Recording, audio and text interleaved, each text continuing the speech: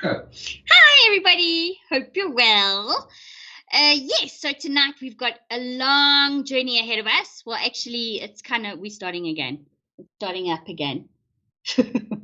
It's starting up again. Anyway, we're going to visit Scotland. And in Scotland, we've got the lovely Shireen with us. Welcome, Shireen. Hi, how are you, Ruth? I'm lekker, man. Yeah, it was so lovely meeting you. I remember I heard about what you were doing with the protests when we had all the protests here. And you were rounding up all the patriots there in Scotland. Yes, I did. I did try my best. It was just like, it's so quiet here, and you get so used to the quiet. So when you see stuff like that, it's scary. I had so much anxiety, because you're so far removed from it. And it freaked me out. I was so worried about everybody. I tried my best. You did? Yeah, I did try my best. When we got together at Scottish Parliament, we got a nice group of South Africans here in Scotland. Mm-hmm. And everybody did their part, I think. Okay. Yeah, we got a bit of photos from you. I'm not sure what's going to come, but I'm glad that that's the thing I think about South Africans, and I think the Scottish as well. We're very patriotic. I think, and South Africans are spread all over the world. But yes, so you're from okay. So let's start. When did you leave South Africa? I left South Africa 2018. 2018. In March, I arrived in Scotland on my birthday. So I left Joburg on the 6th of March. Yeah, nearly 5 years ago. Sure, incredible.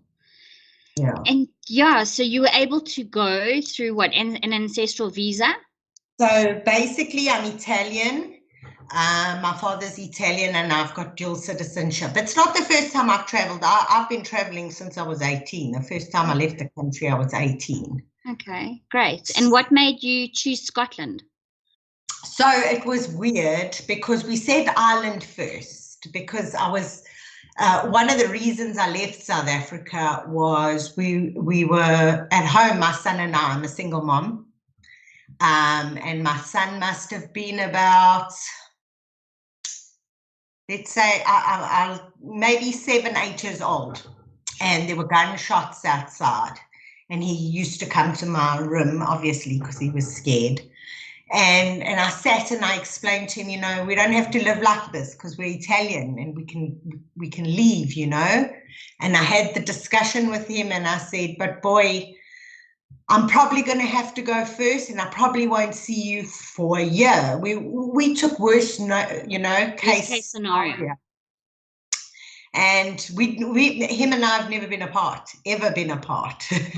So then he was like, okay, Mom, let's do it. And I explained a little bit of overseas to him in Europe, and he was all up for it.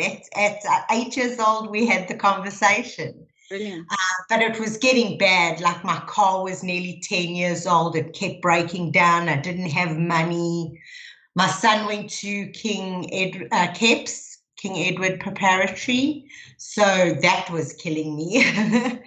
Private single mom. And I remember my dad always saying, just change schools. And I was like, Dad, I can't give him anything. This is the least I can do. This is what I'm going to do. But it was just getting too much, and I couldn't do it anymore. The bills were piling in. My car wasn't working, and there was like, I can't afford university for him one day. So I started researching, and first was Ireland. And then I saw the rents there because I really researched nicely. Okay. Then I saw the rents there and I was like, okay, no, that's pretty expensive. And then my Aunt Joanne came from London to visit us in the December, and she said, why don't you try Scotland? They've got free tertiary. And I started checking out Scotland, and, I checked what I would be paid, and I started speaking to a recruitment agent, and that's how, it all started. Okay. But you told me your way there, like you landed with what? How much money was it again? One bag and what? One bag, a backpack, one big bag, and 700 pounds. I sold everything, and and that was my car, which was dying. So no, I didn't get much from that. And then I sold my furniture, which also was not worth much. And I landed in Scotland on my birthday with one bag and 700 pounds in my pocket.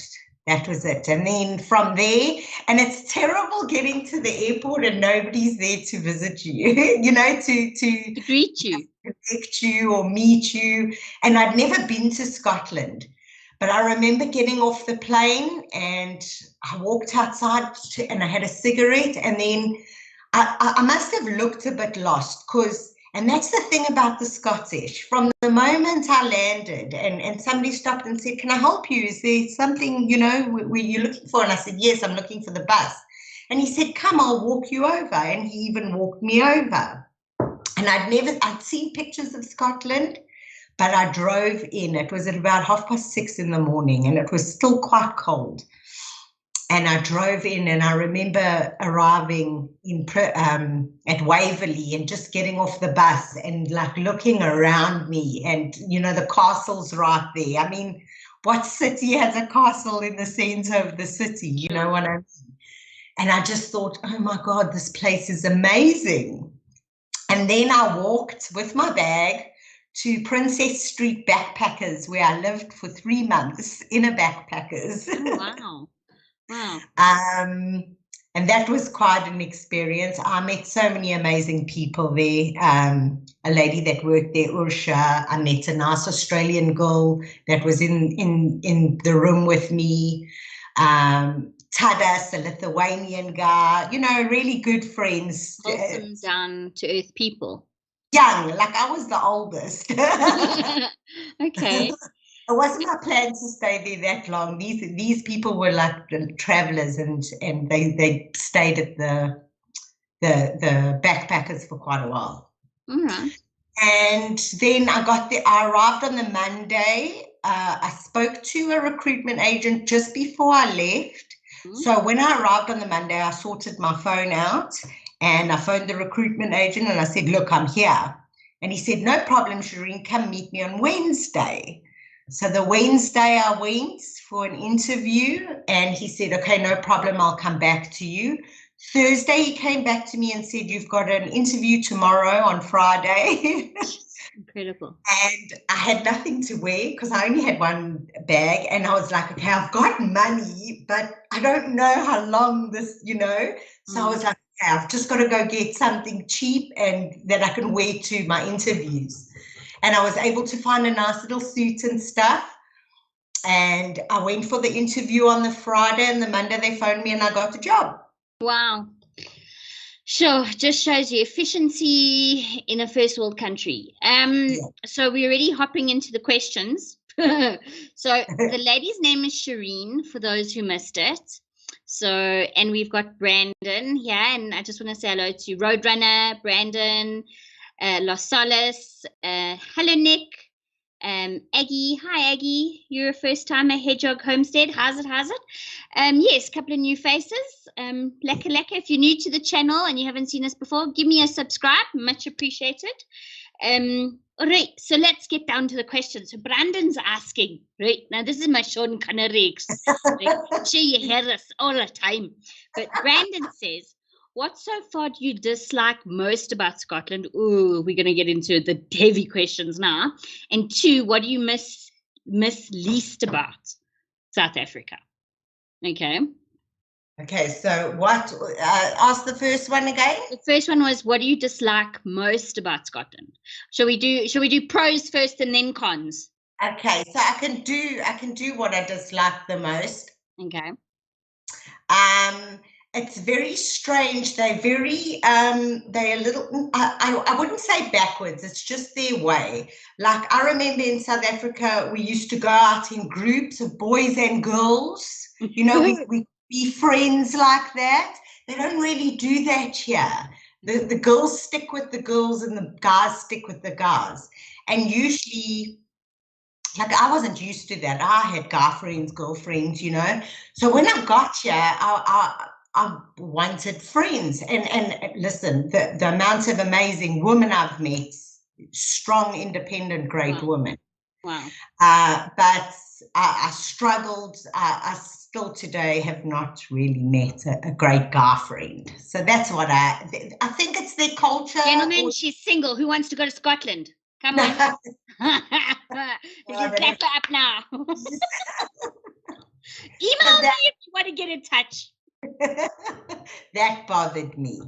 But I've met so many wonderful women. Doesn't really matter. Sure. It's good to have friends, and I think, I don't know, the way things are changing